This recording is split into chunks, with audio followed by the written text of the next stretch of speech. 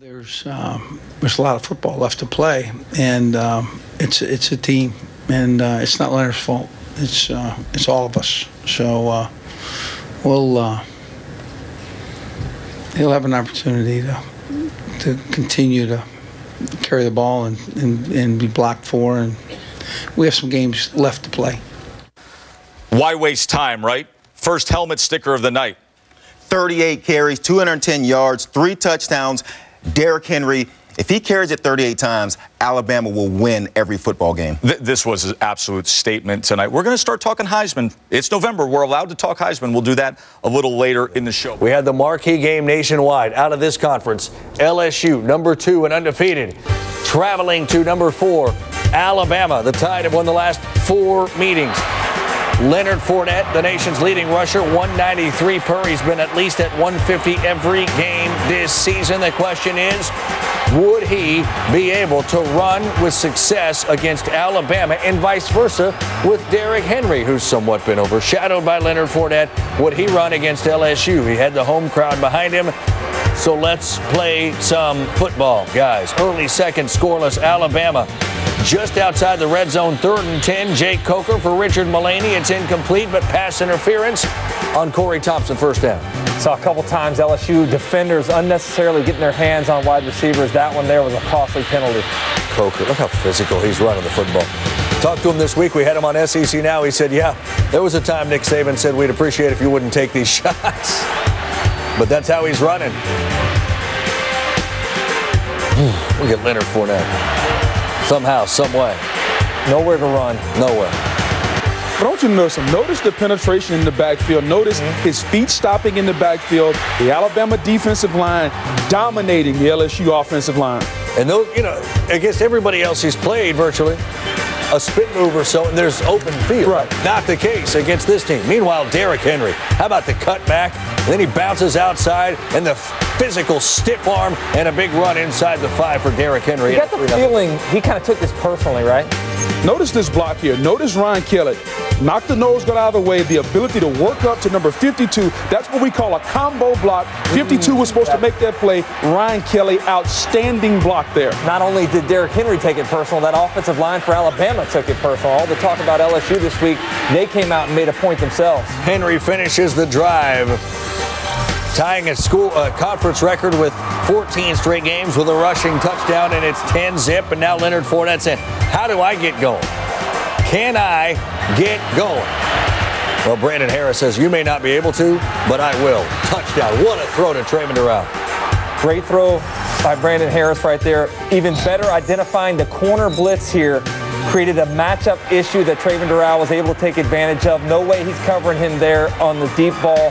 Perfect throw by Brandon Harris, and all of a sudden the game changed. I'll tell you what, Harris just 6 for 19 in the game. But we've seen incredible touch. Yes. Throws a beautiful football. Got to give him more opportunity. Right. All right, so late second, 10-10, Alabama for 55 yards. Adam Griffith got it. Great kick, but this was all set up because LSU kicked it out of bounds, gave Alabama great field position. 13-10, Alabama with the lead at halftime, 3rd quarter. First play, Brandon Harris picked off by Dylan Lee. Biggest play of the game right there.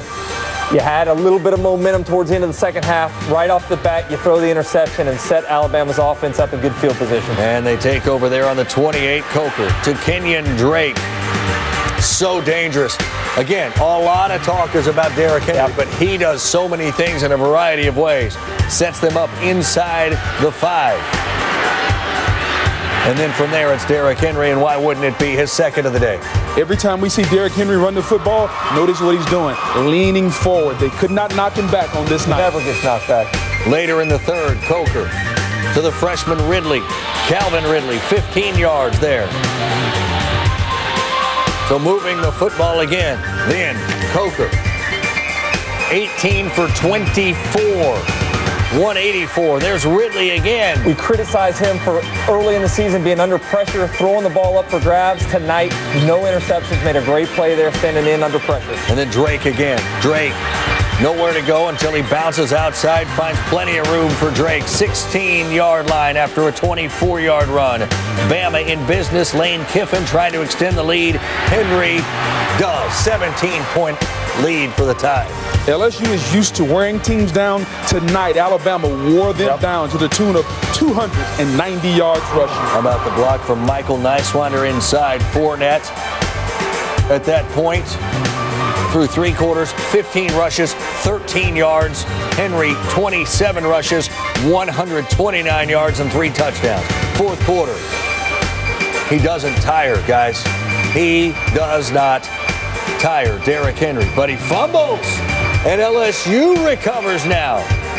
Can you get Fournette going at this point? Fournette, biggest run of the game, 18 yards for him.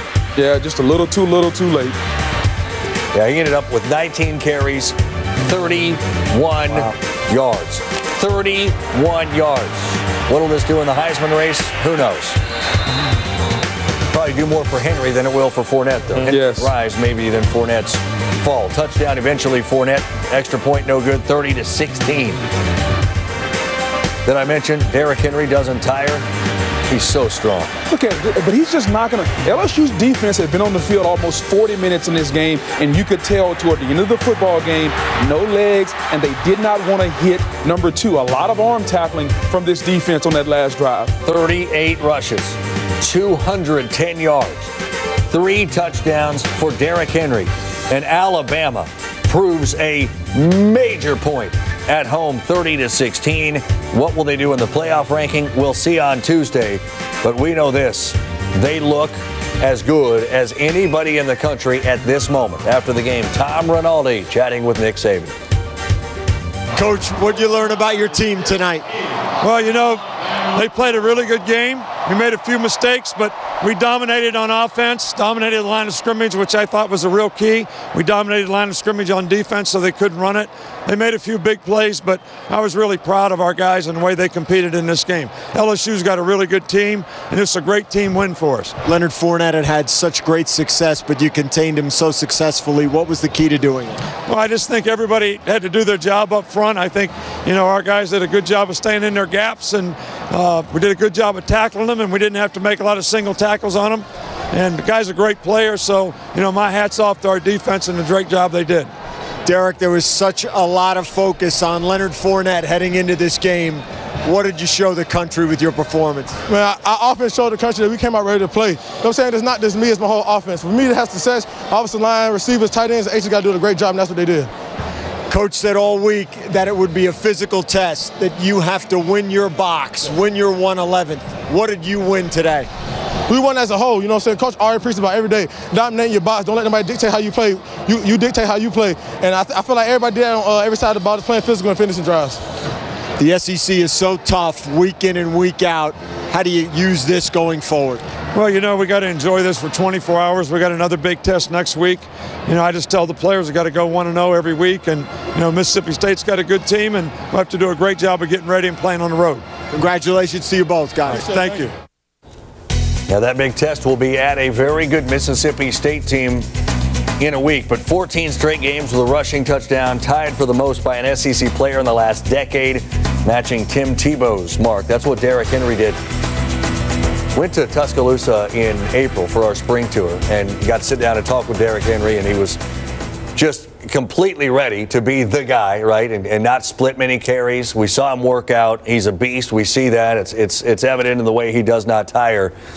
When you have him behind that line of scrimmage, how far does that carry him, and what does it do to ease pressure off of Jay Coker, who's still easing into this role? Well, they have an identity, and you heard Nick Saban say we dominated on the offensive line, they dominated on the defensive line, and when you have an identity, when you have something you can lean on, it takes all the pressure off of Jay Coker. Coker didn't have to do much tonight. The offensive line, the defensive line, and Derrick Henry, they controlled the football game, time of possession, they dominated that. Great win by Alabama. It took the pressure off Coker. Coker is now becoming an Alabama quarterback. That's exactly what they wanted. All of these guys are asked to do just enough managed the team. 18 of 24 tonight, 184 yards passing, didn't turn the football over, was tough, converted some first downs with his legs as well. But right now, this team is playing as good as we've seen any Alabama team now, coming together, offensive line dominating, the defensive line suffocating, quarterback not making mistakes, Calvin Ridley's coming along. So right now, this is a dangerous team out there in the playoff rankings. It was Henry that had twice as many carries as Fournette and 7 times the yardage. What does it show about how did Alabama do this against Leonard Fournette? They did it by being who they are. They gave up, what, on the season coming into this, 2.7 yards a carry, something like that. Tonight, this LSU rushing attack held them to just over 2 yards a carry, penetrating, as Booger said, suffocating, all rallying to the football. This defense right now makes you one-dimensional, and they didn't trust Brandon Harris enough to let him throw the football tonight. Best front seven in America. It's really simple. I mean, those 3 guys, Reed, Allen, and Robinson, simply dominated the LSU offensive line. As of right now, no more undefeated teams left in the Southeastern Conference. Nobody thought Leonard Fournette would rush for his season average against Alabama. 193 against that defense wasn't going to happen. But still, looking at his stat line from Saturday night continues to boggle the mind. 19 carries, 31 yards, and until the final scoring drive for LSU, Fournette had 13 yards on 15 carries. But it wasn't just Fournette who was shut down. The entire offense of LSU was rolled over by the Tide. LSU was held far below its averages in points, yards, and rushing yards before contact in the loss in Tuscaloosa. Les Miles Monday on what happened Saturday. We didn't play our best. Our players and coaches know it. Credit Alabama. They played very well, and the key piece for us is to recognize that 48 hours, whether we'd won that game or whether we'd lost, it's a 48-hour window, and we're going to watch that thing today and kind of put it behind us and go from there. We were inefficient. We did not play well. But with the idea that late in the second quarter, it's 10-10. They drive and hit a 55-yarder at the just before the half, and we trail 13-10 going in. It was certainly our position to come out of the locker room and go down the field and score and take the lead 17-13. That didn't happen. The opening play of the second half, we turned the ball over, and we really just could not get in sync offensively. The defense then was on the field for an extra. We were on the field 20 minutes offensively, they were on the field 40 minutes defensively. So at any point in time that you're in a position like that, you're going to be taken advantage of because of the time that you're on the field. But we have a great attitude on our team, leadership, and I don't think there's any question that our guys will respond properly. Still a lot of football to play, and to let that game define us is certainly not something that I'm going to let happen. Well, Les says a lot of football to play, and of course he wants to move forward, but we still got to go look back at what happened on Saturday night. Jabari, what did happen to LSU on Saturday night? Well, I think they met an immovable object and stopped. No, but the thing was, you have to give credit to Alabama. They played an excellent football game. LSU couldn't run, really couldn't pass. They really couldn't get in a rhythm. Offense got off the field. Defense stayed on the field too long. You heard Les Miles say it. They could not establish a rhythm. Alabama, I believe, would have beat anybody on that emotional night. Boy, this was the best performance that I've seen in my time on earth. By a defensive front. In the history of the world. This defensive front, listen, this defensive front absolutely manhandled one of the best offensive lines in the country. They would have led the country in yards before contact.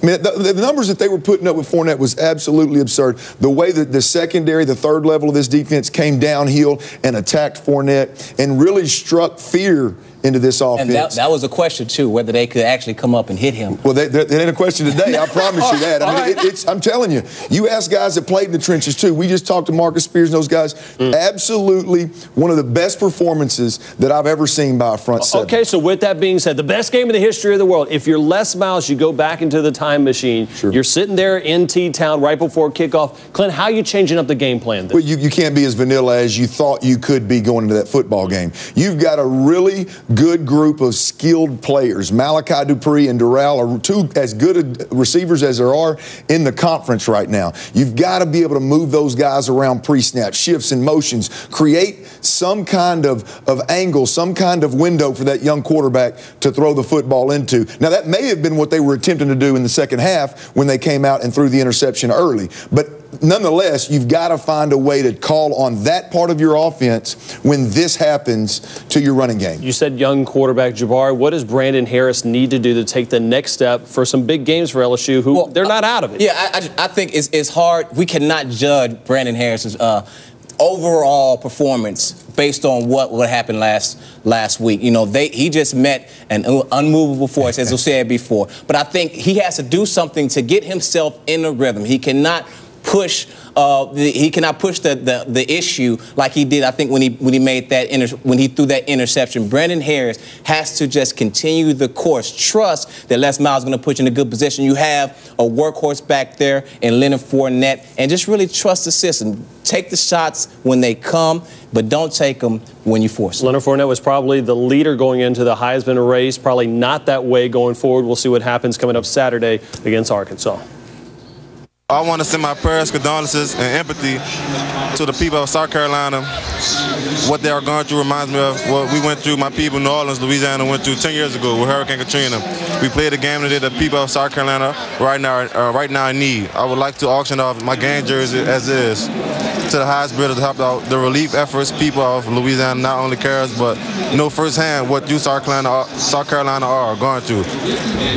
Why did you write that, and why do you think that's the right thing to do? It's the best thing to do, man, because I know what we went through for Katrina, and they're going through something similar. And it's a hard thing to go through, and I have faith in them, and they're going to bounce back from it. That jersey has been auctioned and brought in a record $101,000 that will go to victims of the flood in South Carolina. That flood, of course, caused the Gamecocks to move their home game that week to Baton Rouge. Said Fournette on Monday on the amount raised, quote, "I didn't have a number in my mind. I was just hoping that it could help the people that were affected." Leonard, I believe it will. He's going to fire to the sideline, complete to Henry, but Hunter well shy of the first down. He's going to lateral it back. Ball's on the ground, picked up by Collins. Alex has got room at the 30, 25, 20. Collins at the 15, cuts back at the 10. This game's still alive, and the Hogs have a first down. And we're still playing football. To the end zone, in the air, complete. Touchdown, Arkansas, Drew Morgan.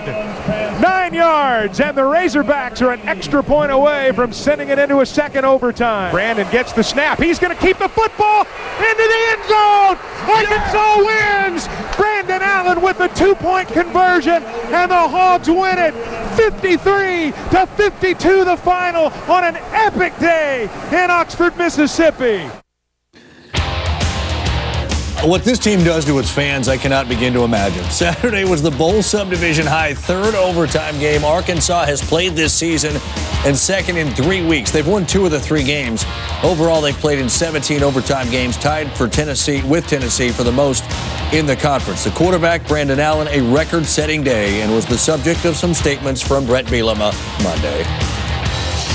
To have him play the way he did, set a school record of 6 touchdowns, to have him persevere through so many things during the course of that game that a lot of people would have shut it down or not been able to make the throws he made, the runs that he made, the decisions that he made, the results of what happened. Just phenomenal effort by him, and truly rewarding and fun to see him get rewarded because of that. Might be surprising to the outside world, but not to anybody that knows him. What BA is, he's the same guy every day. I think as a head coach, people often ask me, what do I look for most in players or in coaches, and it's really that. I want the same guy every day. BA puts a lot on himself. It's fun to see that smile. It's fun to see our guys grab him and treat him the way that they did.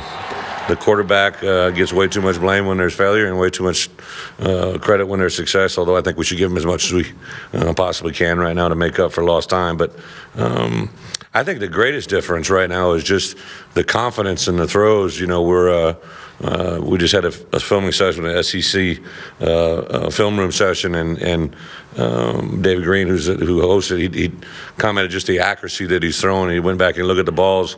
You know, during the game, you're like, ooh, that was a tight throw. That was a window. That was really a huge throw. Well, then you get a chance to sit down and watch the wide angle and the rear angle view, and you see the tightness of the spiral and the window that he's throwing through and the timing of the route.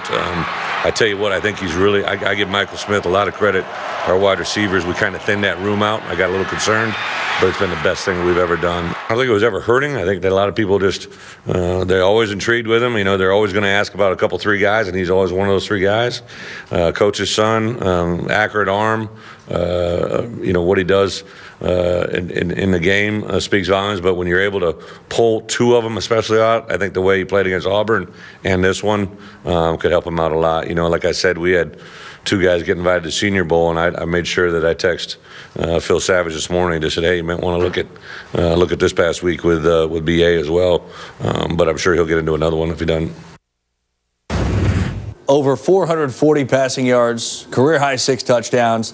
That was just the latest example, Clint Sterner, of what Brandon Allen's been able to do. So we're going to have an Arkansas quarterback breakdown, an Arkansas quarterback. I love Brett Bielema has never wavered from him. He's such a fan of his. It's awesome. In what ways have you seen Brandon Allen improve the most? Well, the supporting cast around him has improved. They're running the football better, obviously. But what we want to highlight right here is the receiving core. They've had a lot of injuries, so they weren't really sure what they had behind those guys. But I tell you what, the second string guys, they're no longer second string. They're really, really good players. Let's start with this here. You're going to get really good protection. But I want you to watch this defender here. It should be a cover 3 zone where he's going to supposed to bail into center field. He's actually, because they've been running the football so well, he's going to get nosy. He's going to jump down as if to defend the run. This is Jared Cornelius. He's going to bury his stem inside to give himself a 2-way go. He can go inside or out. He's going to jab step outside, and then he's going to run the post inside where there's no deep help. Now Brandon has a chance to throw a touchdown. This is Mike Hilton, by the way, a pretty good defensive back if you watch this play unfold. Won't stick it to the outside. Now there's a lot of cushion there, Dar. That makes a quarterback's job easy, my man. I would say, is this a spot where you'd like to hit a receiver right about here? Is that good? Yeah, the face mask is a good spot. That's okay, good. Absolutely. Right. Now let's jump into one with Drew Morgan. There's actually a tight formation up top. You got Hunter Henry here. He's going to release inside and run an in route. Drew Morgan's going to release slightly outside. He's going to step on this safety's toes, and he's going to run a post route. Again, this ends up being a touchdown because you get good protection. It's a play action. There's another zone. There's going to be a void created right here. And I want you to watch how Drew Morgan shuts it down. He idles down, catches the ball under the safety, and then makes a play to get into the end zone. Idle down, now make a play to get in. The football IQ right there to idle down is big time. Again, makes a quarterback's job extremely easy, Dari. Here we go again. This is a man-to-man defense. You got Drew Morgan again, pretty simple. We'll be quick here. He's up the field. He's going to run across. Most guys would just continue across the field on a full-out sprint. He's going to stair step up and across to create just a little bit of separation from that DB again to make Brandon Allen's job easy.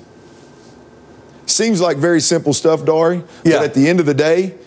But that little thing, is that something you are taught as a wide receiver in college? Or is that just something, if you're not the most physically gifted guy, you just come up with little ways to get separation, and otherwise you may not? He caught a lot of footballs in high school, Dari. He's a guy that knows the ins and outs of the game. He just needed an opportunity. Being buried on the depth chart hurt him early. Now he's a go-to guy, and you're starting to see those things. Right here, again, very simple. You're going to see Dominique Reed, 9 seconds left in the game, trying to get in field goal range. You're going to see an in-cut route here, a clear out by one of these inside receivers. It's a basic concept, but what I want you to watch is I want you to watch a receiver that climbs the ladder and makes a play for a quarterback. So you got good routes. you've got good feel, you've got experienced guys, details of the game, and then you've got a guy like this one here, Dominique Reed, that climb the ladder, go up and get it, make a catch. Now Arkansas's in field goal range to make that play. That's how a quarterback like Brandon Allen wins and becomes clutch, is the guys around him making plays. All those guys get hurt. Hatcher, Cornelius, all these wide receivers. We think it's doomsday? Not necessarily. We get to learn a lot about a lot of good guys. A lot of good players. How good was Allen Saturday? It was so good he was named the SEC's Offensive Player of the Week. The 442 passing yards against the Rebels, second in school history. 6 passing touchdowns is a school record. Allen, of course, also plunged into the end zone for that game-winning 2-point conversion in overtime. Let's look at LSU sitting there at 9, and we can go through these really and see where the SEC schools are outside of Alabama at 2. So there, LSU comes in at number 9. So a significant drop from 2 to 9, a 7-spot jump. Their bigger problem is this: they have to have an Alabama loss to get into the SEC championship game. And without that, how do they get a spot in the playoff? That's a fair question. Florida still has Florida State on the schedule, though they just lost, of course, and have lost twice. And then a chance at potentially in Alabama. How high can they go? That's a discussion there. They're at 11. They got a lot of room to make up if they're going to get into the top 4. And there is one more Southeastern Conference school in the rankings. That is Mississippi State, who continues to impress. And they've got an opportunity against number 2 Alabama at home. Top 6, Clemson, Bama, Ohio State, Notre Dame, Iowa, Baylor. Then you've got Stanford at 7. That 7-4 as that sits now. Matchup at the end of the year could be interesting. Notre Dame, Stanford. Oklahoma State is 8. LSU and Utah just quietly sitting there at 10. Brandon Allen have been more popular at the same time. BA coming off a career game where he threw for 442 yards and 6 touchdowns, and the Hogs' overtime win Saturday at Ole Miss. The 6 touchdowns is a Hogs single-game record. Now, I made a statement on Monday's show, something along the lines of what this team does to its fans, I can't even imagine. And I was referencing Arkansas for all the heart-stopping drama it seems to put those fans through every week. Then I decided I'd check out what some Ole Miss message boards looked like after the wild overtime loss to Arkansas. A couple of lines from Rebel fans caught my attention. Quote, "I am dead inside." End quote, "God hates Ole Miss." Calm down. I also ran across this one. How in the did 4th and 25 happen? Amazingly, we can answer that one.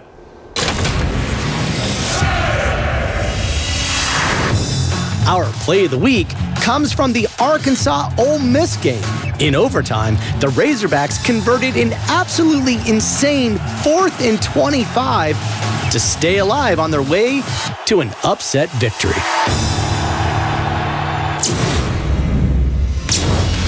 Arkansas tight end Hunter Henry catches the initial pass more than 10 yards from the first down marker.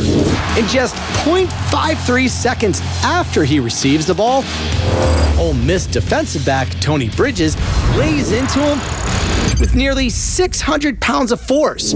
That's enough to stop an actual Razorback hog charging at nearly 10 miles an hour.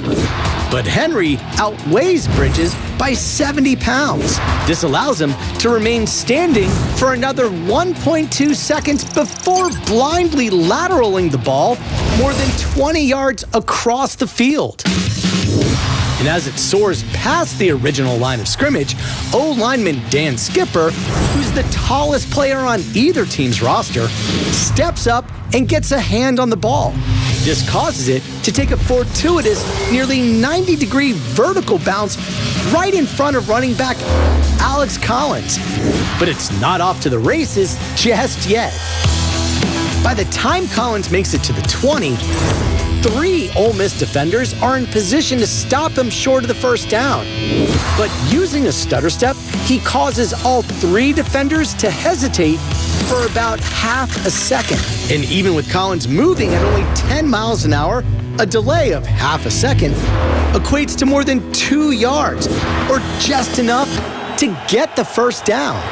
And although Collins fumbles after covering a total distance of more than 50 yards, the Razorbacks recover the ball. This implausible play helps Arkansas earn the upset victory and secures our play of the week. Now, possibly the most improbable part of this play was the ball landing directly in front of Collins and bouncing right at him. With the unique prolate spheroid shape of the football spinning off axis, the odds of it following a similar catchable path can be conservatively estimated at 30-1. For ESPN Sports Science, I'm John Brink. Since 2000, Alabama is just 7-8 in the game after facing LSU. On the other side, LSU is 14-1 after playing the Tide. Tigers' only loss in that span was last year's shutout at the hands of Arkansas. And speaking of that loss, let's revisit how that went down in Fayetteville last year. That one's good. LSU grabs the lead. We are notched at 13.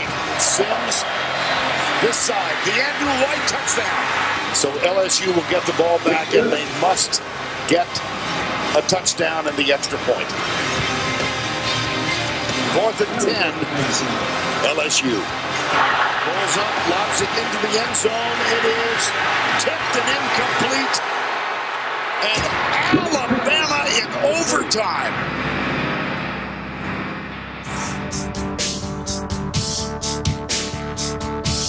Collins on 3rd and 1. Kept his footing right into the end zone. They got LSU in a big hole. Quarterback run this time. Ball comes out, and Arkansas's got it. As Jennings is going the wrong way, and he's going down inside the 5. And that about sums up the offense tonight. Well, ask LSU fans about the low point of last season, and almost every single one of them will talk about the shellacking they got in Fayetteville, and the Tigers are shut out by the Hogs 17-0. LSU looks to bounce back from last year's loss, last week's performance, while getting Leonard Fournette back on track for his Heisman run. Now, if you go ahead and take a look at the numbers from last year against the Hogs, LSU was shut down and shut out. Arkansas held LSU to just 12 first downs, 87 yards through the air, and just 36 yards on the ground. That 36 yards was the fewest by an LSU team in 5 years. The Hatter knows one loss doesn't define their season. Just the idea that we're playing for an opportunity at a championship. I mean, you know, this... you know, the want to hang a banner in that back building. This is a big deal around here. And we're still very much in it. And you just never can tell. And you can look at it from you can look at it from a conference race. You can look at it from the Western Division. You can look at it from the national implications. You just don't know. You just keep your head down, fight like hell, and see where we might end up. I got a lot of questions to ask Les Miles. The first one I want to ask is, does he have a hat that fits? I mean, that thing... Just pull the hat down a little bit, okay? It looks smaller and smaller every week, and speaking of smaller and smaller, that was Leonard Fournette's yards. Yeah. I mean, he went down all the way 31 yards, Boog.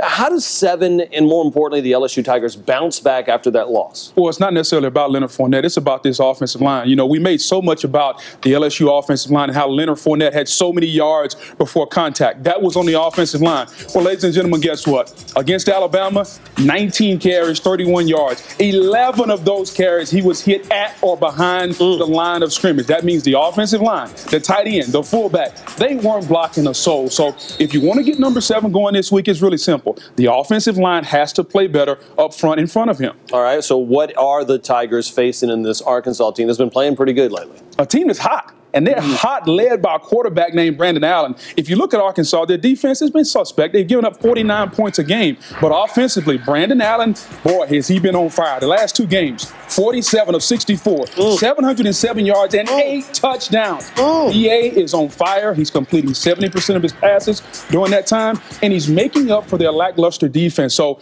when LSU takes on Arkansas, they better be ready to stop a hot quarterback. All right, so what position group from either one of these teams or even one on either side of the ball has to step up for their team to win? Well, if you're LSU and the quarterback is going to throw it 30, 40 times a game, you better get a pass rush and you better get somebody to cover in the secondary. The LSU defensive line, Lewis Neal, Gotcha, Lockature, those guys have got to get some heat on the quarterback. And if you're the LSU secondary, you better cover somebody. They've given up a ton of plays over 20 yards. And Brandon Allen, like I said, he's on fire. And if he's going to throw it that many times, you want to pressure him up front. And when he throws it deep, you want to cover him with Tolliver and Tre'Davious White. So big challenge for the LSU defense. Kind of interesting, too, because so many people kind of rip Dan Enos, the offensive coordinator, passing the ball a lot. But look at the success it has for him. Now, it's the battle of the boot. And I think it even started right between LSU and Alabama. It even started back when you were playing, way back in the leather helmet days. How heated is that rivalry between these two teams? Well, I was a part of the first boot, okay? I was in college in 95, and I think the first boot was in 1996. The rivalry is bigger for Arkansas than it is for LSU, and that's no disrespect. LSU's chief rival has always been Ole Miss, Auburn, Alabama. The Arkansas border rivalry started to form when the governors got together, and they wanted to talk about this boot. And you know what? I just happen to take a little credit because we won the first one. Oh, is that what it was? Exactly. All right, I'm just making sure. Bro, Arkansas fans are hoping to cheer as much as they did for the incredible 4th and 25 play that really kept their season going. And how about the Arkansas golf team? That's right. There it is. Boog, we cannot get enough college golf highlights here in SEC now. That was Hunter Henry, played by one of the guys on the golf team. Look at that. They're bouncing the wedge, Boog. Well, see, here's the problem I have with it. I can't follow the ball. I just see men and women running around. I mean, I wish I could follow the ball. Hey, here's the deal. Whoever said that college golfers aren't athletes? In fact, I think they're some of the supreme athletes of this country. Not necessarily. Well, I was a former college golfer, but you go ahead and take a look. Did you get a scholarship? Yeah, I did. Okay, Boog, I appreciate that. But just, hey, it's kind of fun. I mean, because that game, 4th and 25, will be looked at and talked about for many years to come. It will be, and it was a great play. And number one, you got to give your hats off to Hunter Henry because people don't understand the smarts that went into that play. Well, he knew if he gets tackled, the game is over. For him to operate and throw the football behind him, knowing the worst thing that could happen is they lose a football game. You can lose anyway. And you can lose anyway. So great play. I don't think it's been talked about enough that Hunter Henry made. Yeah, it's a very smart play from Hunter Henry. We'll see if that momentum. Speaking of a guy who had a lot of positive commentary, Brandon Allen, 6 touchdowns against Ole Miss last week. What did that do to his draft stock? You know, I think he's probably more of a day 3 type of guy, but keep in mind where he was 3 years ago with a completion percentage of 49.6%. Now he's up around 65%. Touchdown interception ratio the last 2 games has been ideal. 25 last year, 21.5 this year. He's got an emerging star in Reed, the junior, opposite Morgan. Hunter Henry's a heck of a tight end. You got that huge line with Alex Collins running the ball. I want to see against LSU this week whether they can score points. I think they should be able to. You saw what Alabama did running the ball. Certainly Arkansas's defense is going to be challenged against that LSU offense. You would think if LSU can muster any offense in that game, they should be able to, which means there's going to be some points scored. And I want to see Arkansas continue to get that offensive confidence and strike that balance that they've had. And certainly a guy like Brandon Allen has had a nice year, and he's probably in the mix to maybe be a 5th-round draft choice. Yeah, and you look at the success Arkansas had last year against LSU. Going to be an interesting one in Baton Rouge. Mel, as always, we appreciate the time. Thanks, Peter. Leonard Fournette needs 200 yards plus, Boog, to get back into the Heisman Trophy discussion. Believe it or not. I don't believe that. Not. First of all, I don't think he's out of the Heisman Trophy race. Everybody keeps saying to get back in it. I don't think he's out of it. I think he has to come out and be the Leonard Fournette. More importantly, the offensive line has to dominate the line of scrimmage. Does he need 200 yards? Sure, that would help. But in my mind, Derrick Henry's number 1. Leonard Fournette is number 2 right now. And he needs 150 yards, I think. Not 200, but if he gets 150, LSU wins the football game. More importantly, I think his Heisman chances go right back up. He's either first or second favorite behind Derrick Henry. Of course, if he goes ahead 150, he's at 150 in every single one of LSU's wins. The one time he didn't, of course, that was a no.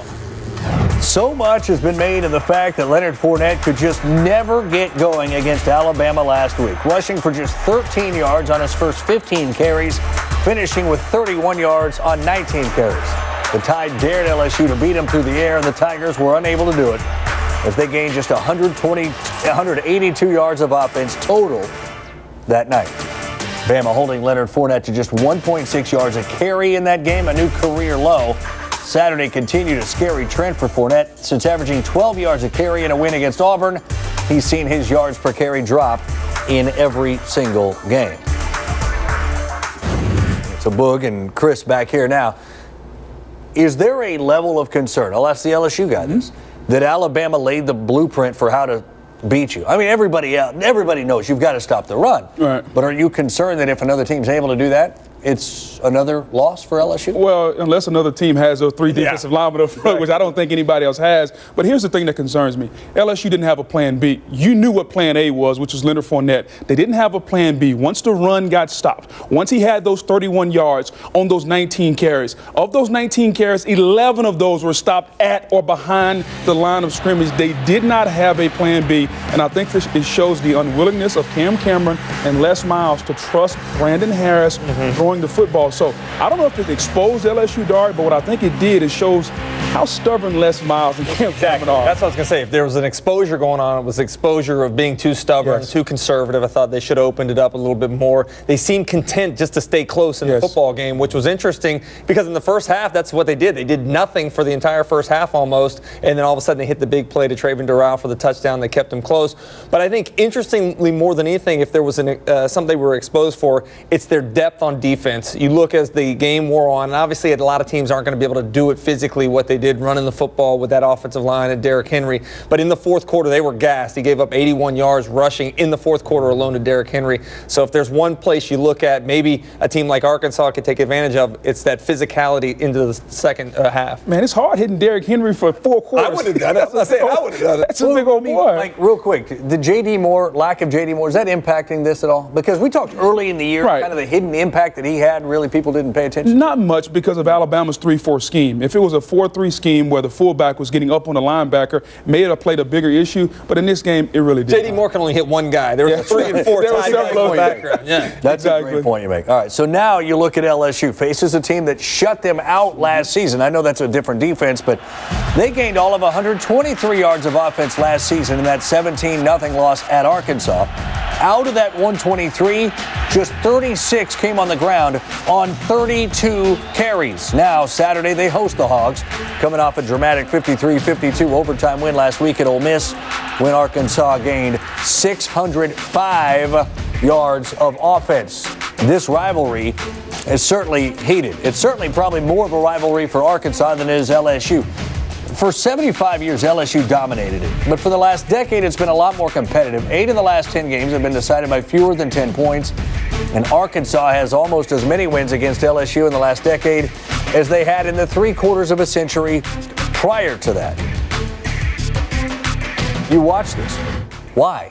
Why does Arkansas always play LSU the way Arkansas plays? Why is it always close, even when there's more of a disparity in talent? Well, it's styles make fight. And anytime we've seen fights, especially Alabama, LSU, 2 teams in a phone booth, Arkansas is a very, very physical football team. So we know how they want to play LSU. And especially this year, they're going to open it up more. Dan Enos has come in. Brandon Allen is the hottest quarterback in this conference. So I think we're going to see a more balanced Arkansas offense this time against LSU. But let's not forget, Dar, this is a rivalry game for Arkansas. I don't know if LSU looks at it as a rivalry, but Arkansas does. So they get very amped up and hyped up to play LSU. It's a terrible spot for them coming off that game against Alabama. Physically, emotionally, they got to be drained after losing that game the way they did. But I think you look at Arkansas, as you mentioned, balance is the key term. Their ability to run the football. They throw the play action game 40% of the time, so they set you up with the way they run the football, and they take advantage of you sucking up to run support and hit some of those plays. They're a very talented group of wide receivers and tight ends, and if you look at LSU, we talked about this a lot, they give up those 30-yard pass play or more. They're second to last per game in those that they give up, so this is an opportunity for them to take advantage of some of those mismatches. Leonard Fournette averaged 193 before last week, went for 31 last week. What kind of day do you think he has against Arkansas? I think he has a big day because I think LSU's offensive line is going to get the picture. They got challenged. They got beat up front.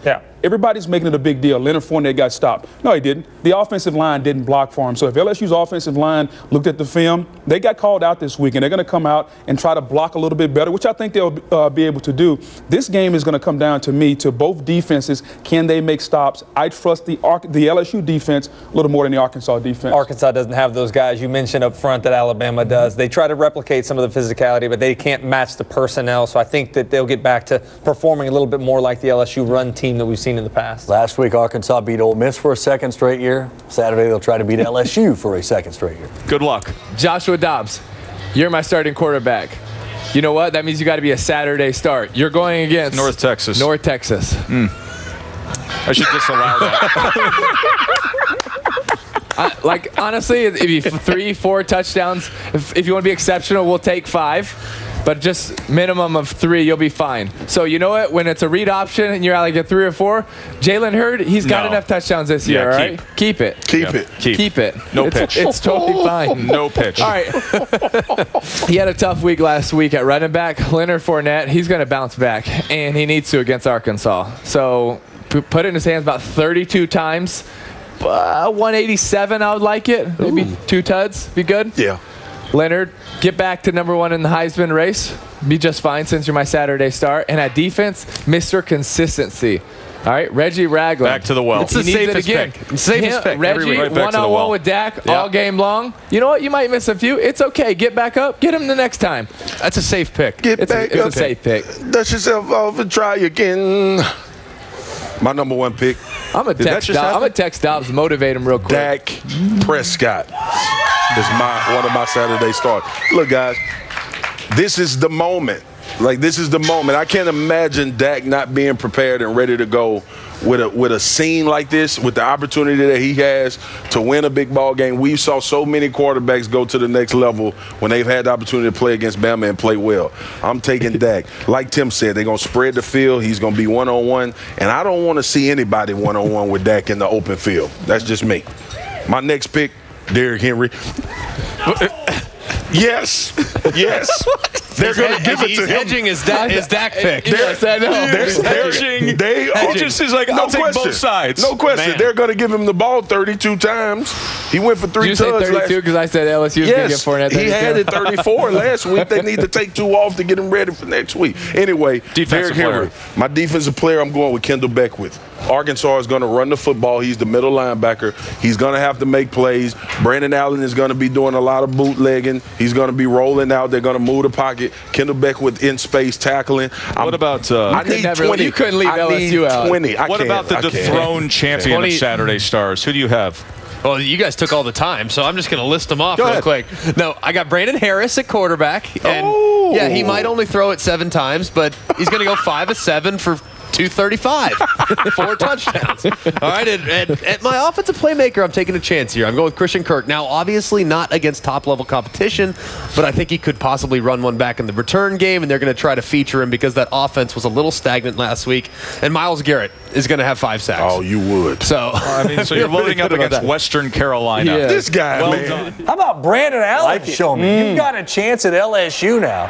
We saw what you did last week against Ole Miss. You go in there, you throw for 442 and 6 touchdowns. You're setting school records.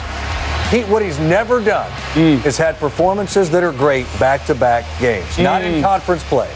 Do that now. You have an opportunity for another win that people will remember, another win that gets people buzzing about Arkansas. You go to LSU, you win a football game down there. It's going to take that kind of performance from him. I don't think they can slow down Leonard Fournette, that LSU offense. But if he does that, that's 2 straight big games against great teams. Who's not talking about Brandon Allen? His completion percentage continues to get better because they're able to run the football. That leaves more one-on-one matchups. And on top of that, if he does that, they're going to leave Baton Rouge with the boot. That's again. Remember the way they attacked it last year?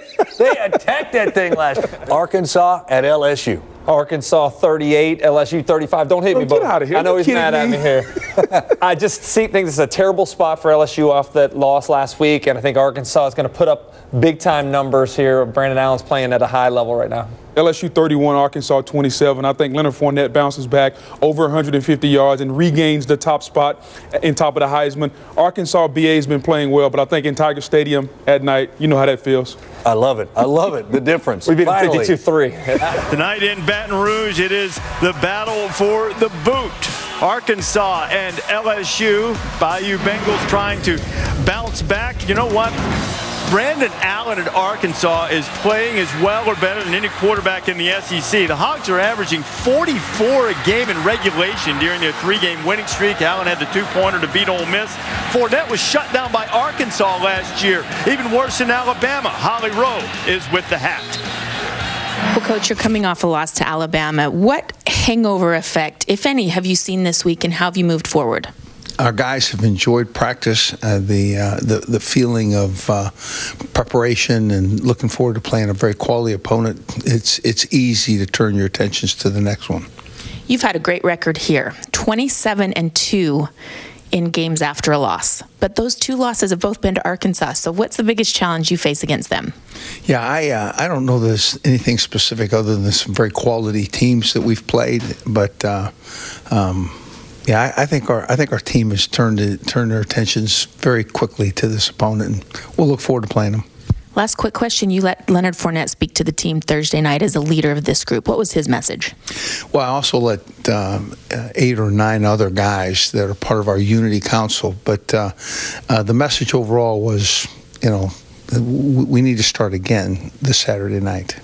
Thank you, Coach. Thank you. Fournette hoping to get it turned around after Alabama shut him down, holding him to 1.6 yards per carry. You know, it was a year ago against Arkansas. He only had 5 carries, 9 yards. They pulled him out, said he wasn't running hard enough. Leonard will be motivated.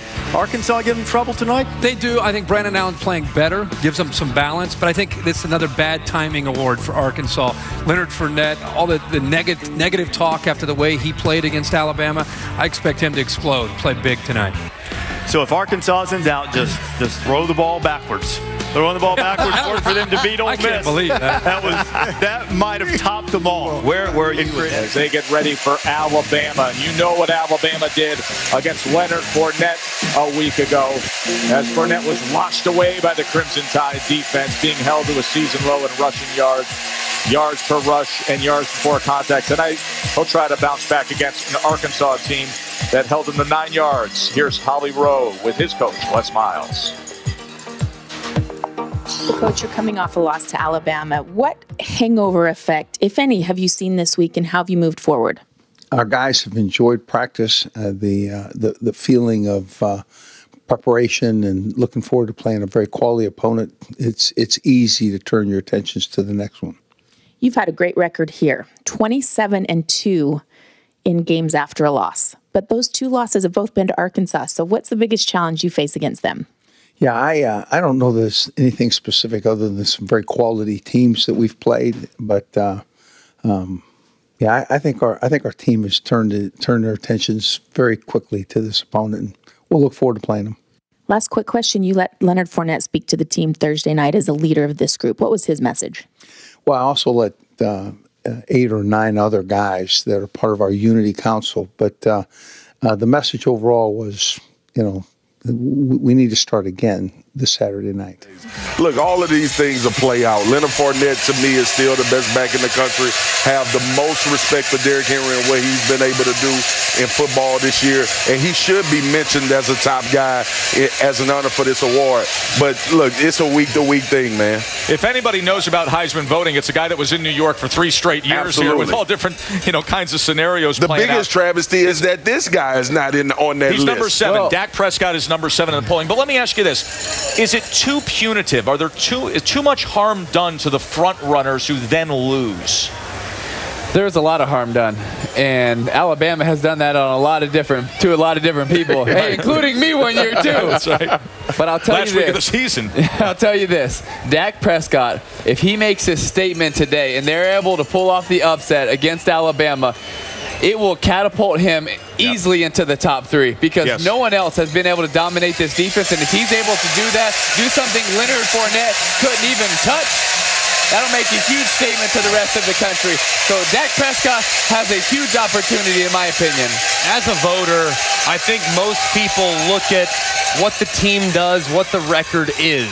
The fact that Deshaun Watson for Clemson is not being mentioned in the top 3 is surprising to me. Corey Coleman has had an outstanding season for Baylor at wide receiver. But I'm with Tim. It's about moments. Heisman Trophy moments. Derrick Henry had an opportunity to be in the spotlight last week. Who will seize that opportunity today? Will it be, in my opinion, the best quarterback in the country by the name of Dak Prescott? Well, listen, huge opportunity for Dak Prescott because you have to have those launching pads. Yeah. You talk Heisman with me every week for many years now. How do you read this?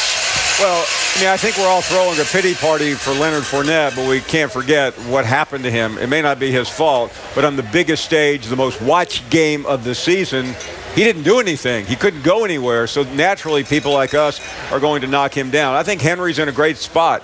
If he has a big day today, he'll stay in there at least until the Auburn game and then the SEC championship game. But Leonard Fournette does not have a great path to get back because his games are not going to be as important as they would have been had LSU won. But Corey Coleman also has a chance to make a huge statement tonight on a very highly anticipated football game. You know, a top team in the country. If he steps up, has 3 or 4 touchdowns, a monstrous game, he could catapult to #1 as well. This trophy, for me, relates to guys that can control what they can do.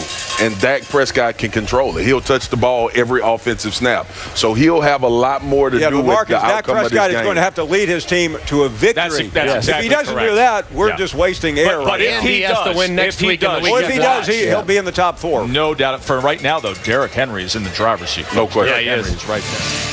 Yeah, they're waiting on Alabama here. Meanwhile, LSU is trying to survive what happened against Alabama last week and what happened against Arkansas last year. Arkansas visits Death Valley, but last year the Razorbacks shut out then number 17 LSU, 17-0, snapping a 17-game SEC losing streak. Leonard Fournette finished with 9 yards on 5 carries, and they went to go get that boot. These teams have been playing for the boot since 1996, and last year was the first time the Hogs won it since 2010. You know what they did with it? They brought it right to that team hotel. It's the focus of this week's film room.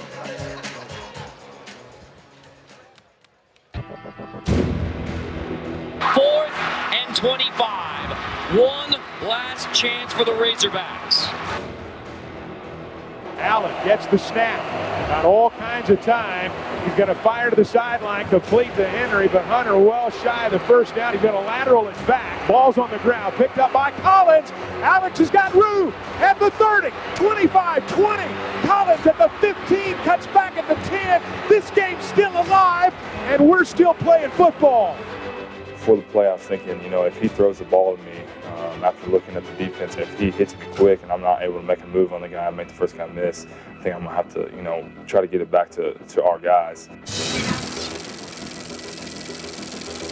Here's whatever everybody's calling it now. I'm sure I've seen it been called 15 different things already, but it's 4th and 25. We basically call a pattern that is going to release 3 of our players deep downfield, and then we're going to kind of have Hunter. Hunter's going to run a route that he knows. The only thing I love about this kid is he knows if I catch the ball, I'm short of the sticks. Right. I know it's 4th down. If I'm going to get tackled short, I cannot go down because the game's over. So all he does is whip it. And the Tay took over right there. I thought this was awesome. Skipper played a game of hoops in his day. He does kind of tip it right there. Skipper should have gotten a game ball. If he didn't tip this, it might have been going the other way. Just how game, you know, the game of inches, and then to have Alex pick it up and then watch all these guys. I thought it might go in, but just an unbelievable reaction. Again, an unyielding faith of what our guys believe in. There was nobody going to quit. Nobody was going to stop. I think there was a lot of people on both sides of the ball didn't know what happened. Our AD loves to have never yield. Well, we never yielded 1 play, 1 second. And then obviously some big plays to come. Arkansas is going for 2 in the win. Brandon gets the snap. He's going to keep the football into the end zone. Arkansas wins. The Razorbacks win. The Razorbacks have won the football game. Walk us through this play and why this was in the lineup. Sure. When we had broken them down inside the 5, there was really 2 looks they gave. This is one of the 2 looks. So we felt that this play was going to be good within the both looks. The second thing is that last week we ran a play just like this where we flipped the ball to Drew coming through, and we loaded the tailback and flipped it to him. So what we were able to do here was get some guys to move, take eyes off of where the ball was going, and then we knew that we were going to have 2 pullers out here to take care of the Sam that's blitzing. We could take the Mike away with the back, and then we'd have another puller, the center pulling for the extra safety that would be the extra player that would be down over here. But the thing that Brandon does real well is recognizing leverage and then sticking his foot and going to get vertical right there we felt good that we could make a yard and a half or whatever with this play. Brandon, take me through this here. You know, so they're putting the ball in your hands to end the game. Take me through this moment. My one thought when I was first coming around was, you know, I hope Mitch turns up and blocks that guy. And, that didn't happen, right? Kind of a little wide on me, but you know, right there on the one, you got to get in the end zone for the team, for everybody. So, you know, there's really no doubt in my mind that I was going to do whatever it took to get in there. I don't know what it is, but there's something about this college football season that's bringing about the wacky, fantastic finishes. We thought we saw the greatest with Michigan State, Michigan, and then Miami, Duke, but Arkansas may have topped them all. That is the focus of our players-only segment, Greg. Who thinks to do that? On 4th and 25. I mean, throwing it back across the field. I love the heads-up play by Hunter Henry, but defense, you got to corral. You got to be in front of them. You just have to continue to play, and like Brett Bielema said, never yield. I think Ole Miss you could see it on the sideline. Guys were putting their hands up. They thought the game was over. I don't know if the players really understood the moment. Never yield is tipped, and it was kind of fortunate. I hear you. Hey, but he kept playing. They kept playing. How about the fact that it goes to their best ball carrier? Right? I know, right? Anyone else, I'm not sure he gets the first down, but Alex Collins, one of the best backs in the league. And then the first 2-point conversion to have the face mask when the game's over. Go up and hit Brandon Allen in the chest. Why would you hit him low? I don't play defense, but I agree with you.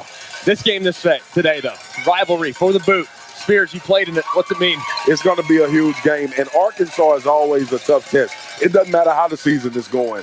LSU needs to be ready. Obviously, we talked earlier about them getting over the Alabama loss and moving on to this game. But the things that I've seen from Arkansas, we just going to start calling them the November boys, man. Yeah. They start to emerge. Dan Enos has put his stamp on this offense. I think Brett Bielema understands that he has a really good quarterback in Brandon Allen, and he's giving him an opportunity to help this team win ball games. And Brandon Allen has been playing like one of the best quarterbacks in the country the last couple of weeks, not just in the conference, in the country. And the way he played, especially in the fourth quarter in that second half, was phenomenal. No, that's the one area on the field in which Arkansas has a massive advantage. That's at the quarterback position.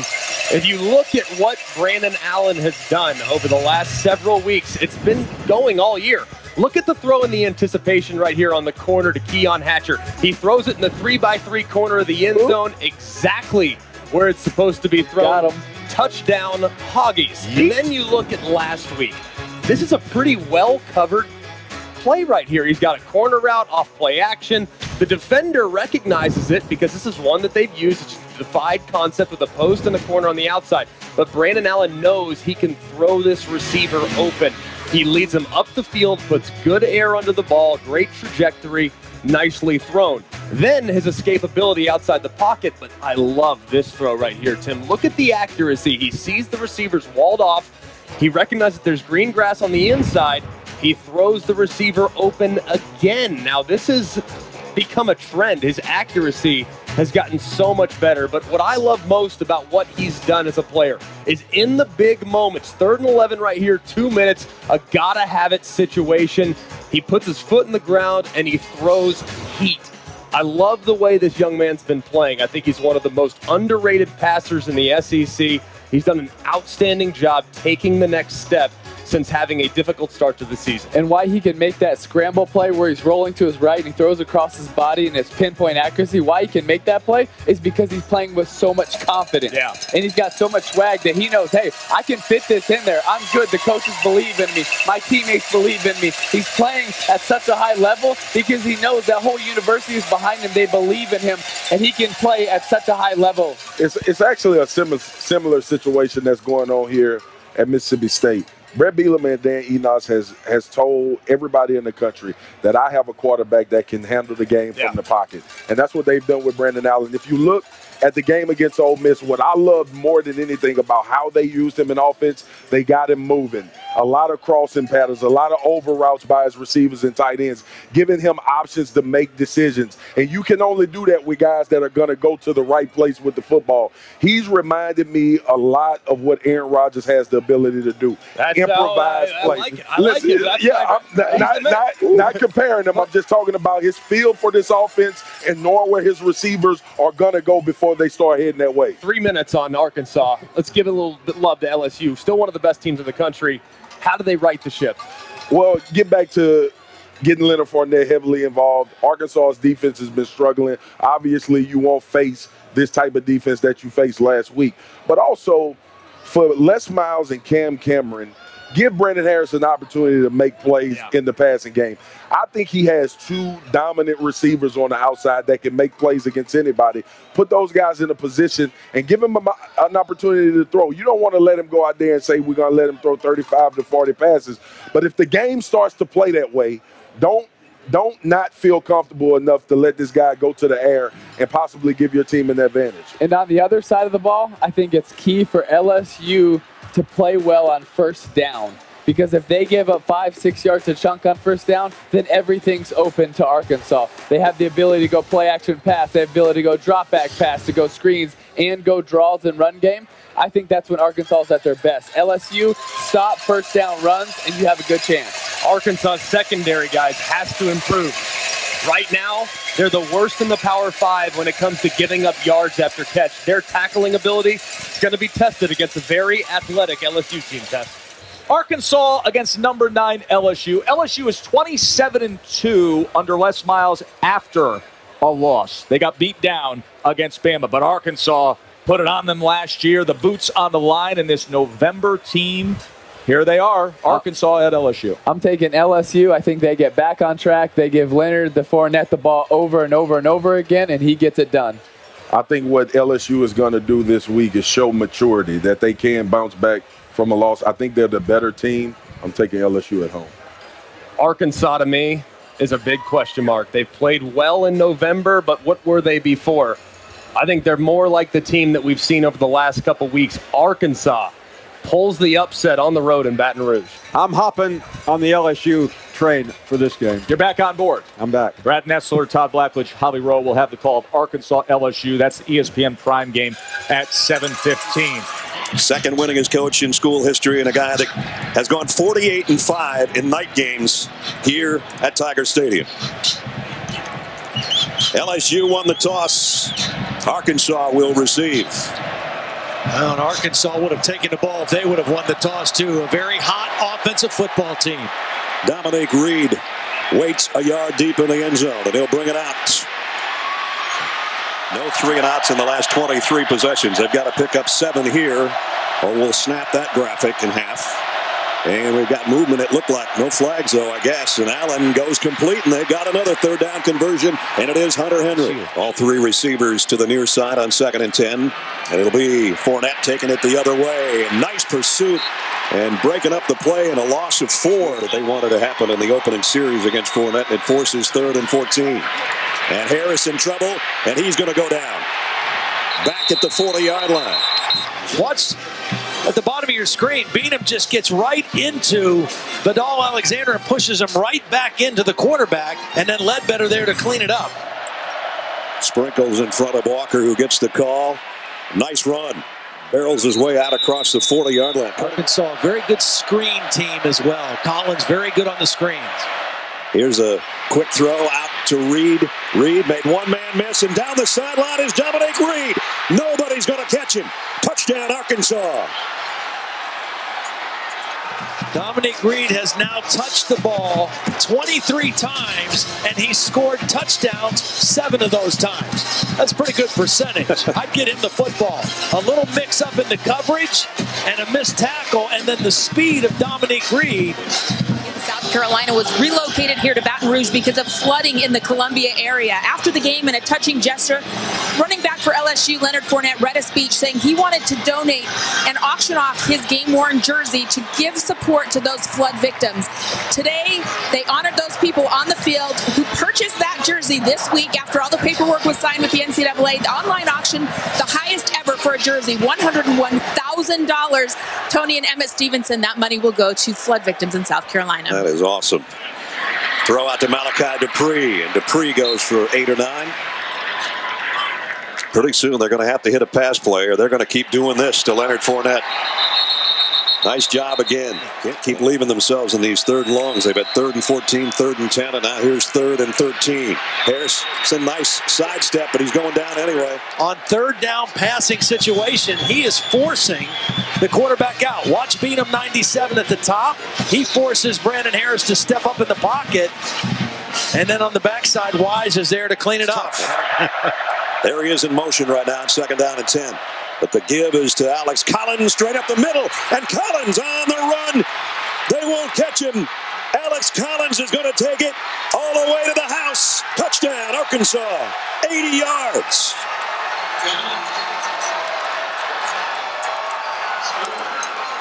The LSU fans in shock, about to be down 14-0. He gets lost in behind there. Watch right here. He just kind of gets lost, and the LSU defense can't find him until it's too late. He hides back there, and when he popped out, there was nothing but green grass in front of him. I'll give Tre'Davious White credit for giving chase all the way to the end zone.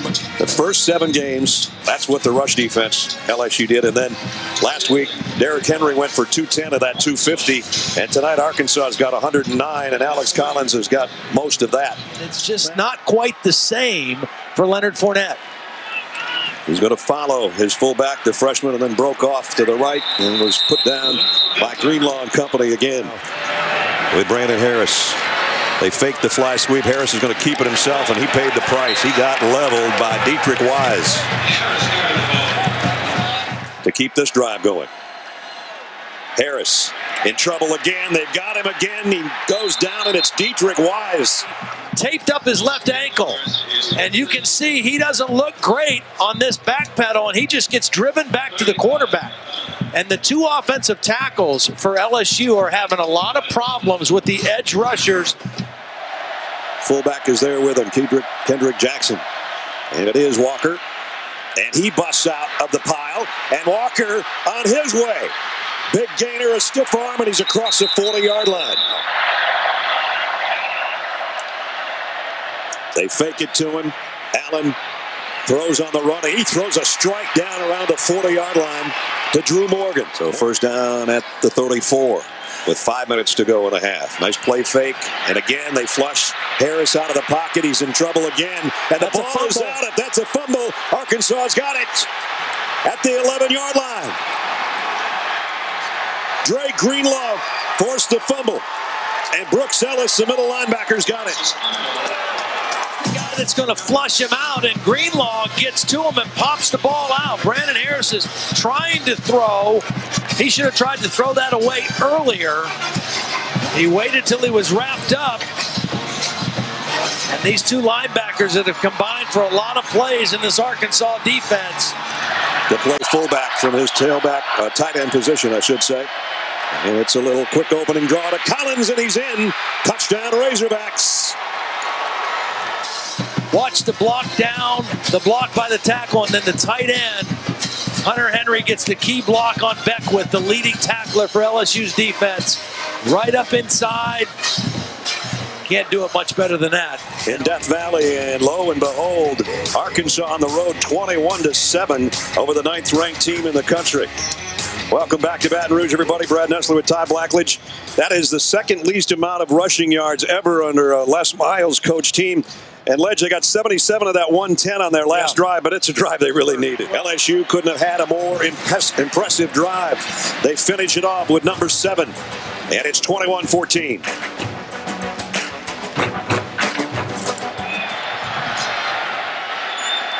Taken at the 4 by Dominic Reed, who has a touchdown tonight as a receiver. Here's Reed getting the corner as a return man, and he's out across the 40. They tried to strip the ball, but he held on of the 3rd quarter all year long, as you just saw those numbers. Alex Collins got a nice block, got to the edge. Collins across midfield, a first down run. Allen has time down the middle and throws a strike, first down to Jared Cornelius. Kicks perfect. So Arkansas goes on a long drive. They were thinking touchdown. They had to settle for a field goal, but Leonard Fournette is starting to get warmed up quickly. Well, they're going to take a shot right here, maybe. from the backside. They track down the quarterback, and Harris goes down courtesy of DJ Dean, who came around the corner. He didn't know that it was coming. He tried to escape the pocket. Didn't know there was a corner circling around as an extra rusher. Second down and 8. Sprinkle comes back to be his lead blocker if they give it to him, and they fake it to him. Allen down the middle, and what a throw it was. First down, and it's Reed again all the way to the 40. 24-14 right now. And Harris in a whole bunch of trouble. DeMarcus Hodge drops him for a big loss. Harris loads and fires out in the flat. Dupree took a big shot right in the midsection, but he held on. Brandon Harris going to have to find another one here on 3rd and 8.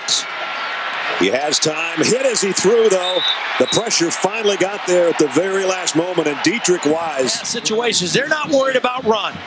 They're just working over the tackles. Again, a new left tackle, KJ Malone, in for the 3-year starter, Gerald Hawkins, with the ankle injury. In the SEC in that capacity, Coney Walker, the tailback, with Collins on the sideline, and it's Walker with a nice lead blocker and a 10 or 11-yard gain. And here comes an end around, and it's Cornelius, and he got the edge, and Cornelius down the sideline. He might take it. Cornelius, nobody's going to get him. Touchdown, Arkansas. They do a great job. Watch the eyes of the defense and watch these guys. They get locked inside. And here they come out the backside with the sweep. They've run it one other time today. They come back with it again, and watch Dominique Reed down the field. You're watching ESPN College Football Primetime presented by Hilton. And boy, Arkansas in primetime looks the part.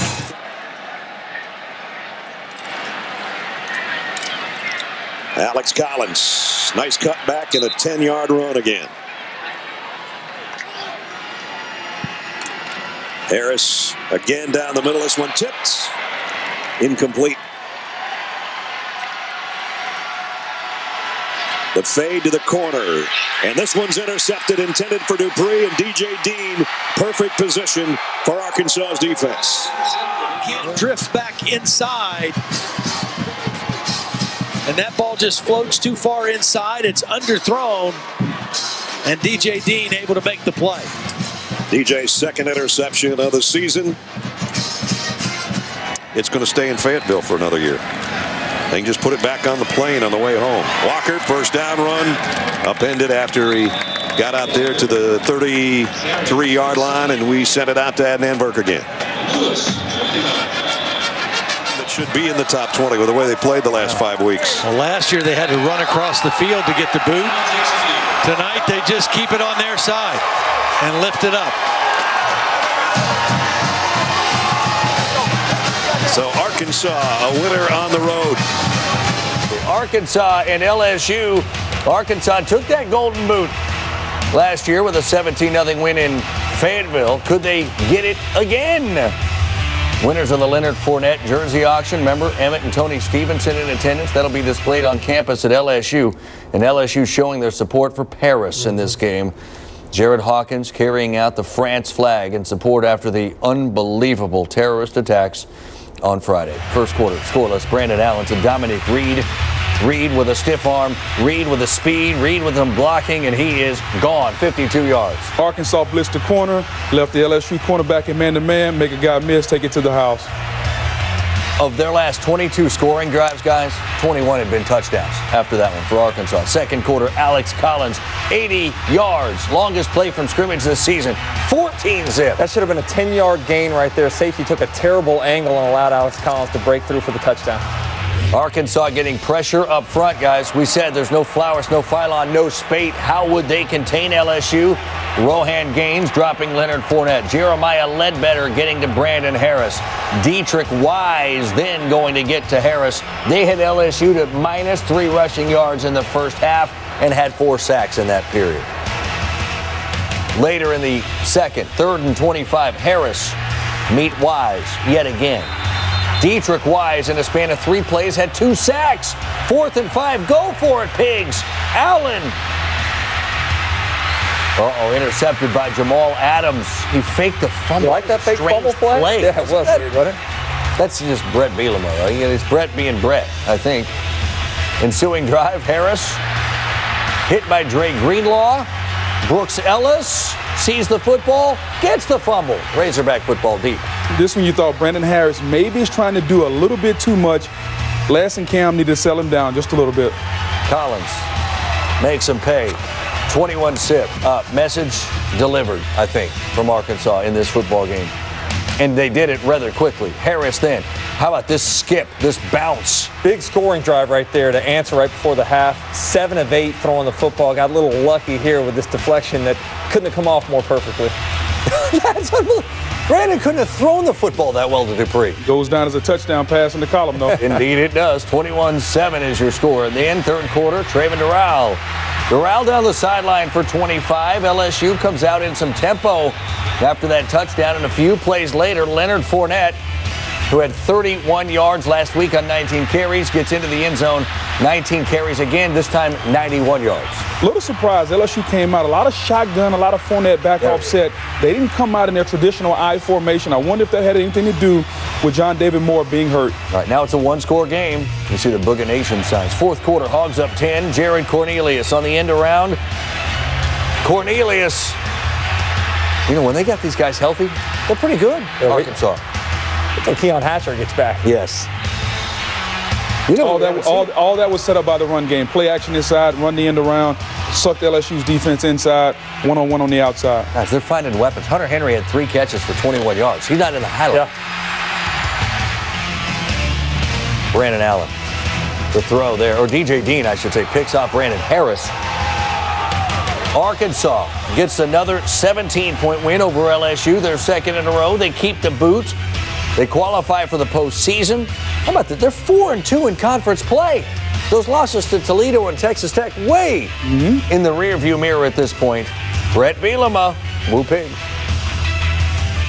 I explained to him in the locker room, the only way you get to this point is if you just truly do focus on that task. The way this league lays out and to play the games that we have to play, if you try to jump to the end, you're never going to get there where you want to be. So credit to them. Give a lot of credit to LSU. Obviously, hard-fought game, and they came out and swinging as well. And to our fans, that was awesome right there at the end. See a lot of Arkansas people out there smiling ear to ear to get 2 in a row on LSU, especially with one over here at night. What we heard about all week truly does, I think, represent what we're all about. Under Les Miles, LSU is 27-3 in games after a loss. All 3 of those losses come against Arkansas. Part of that scheduling, part of that's Arkansas. We talked about this yesterday. Why does Arkansas always give LSU an incredible test and oftentimes beats them? What is it? Is it that Arkansas sees us more of a rivalry than LSU sees it? Why does this happen year in and year out? I'm not trying to take anything away from Arkansas. Right. I realize it sounds like it. Listen, Arkansas may treat this more of a rivalry, but they just beat LSU tonight. And I'm going to give all credit to Arkansas. Anytime you line up and you rush for over 300 yards, they controlled the line of scrimmage. Brandon Allen made just enough plays. And from an LSU standpoint, that's 2 games in the last 2 weeks, okay? Over 500 yards rushing they've given up. And I think if you're Kevin Steele, if you're Les Miles, you have to be concerned about your defense because Leonard Fournette is going to get stopped sometimes, but you want to hang your hat on something, and LSU's defense has always been good. The last 2 weeks, not so much. And this was not a plodding Arkansas offense that we've seen in the past where they run the ball 4 or 5 yards. This was about big plays. 3 of their 4 touchdowns were over 50-yard plays there, and they were only 3 of 10 on third down. So this was not a day where Brandon Allen went out and threw the ball for a bunch of yards, only 9 of 16. This was about big plays, and LSU really did a poor job of tackling. The angles that they took on all 3 touchdowns were ultimately what gave up the touchdowns there. But credit to this Arkansas team, who is right now, I think, one of the most dangerous teams for anybody to have to play in the conference. Yeah, Arkansas rolling right now. Yeah. I mentioned it earlier. 2nd straight November. They're getting exactly. And that's a credit to Brett Bielema and also the kids of buying into the philosophy all year long. If they could just have September back. Makes you wonder, how did they lose to Toledo that happens. and to Texas Tech and Texas A&M? I mean, the way they're able to run the football. You play them, any of them right now, and you take Arkansas. Yeah, you would. Arkansas looks really, really good.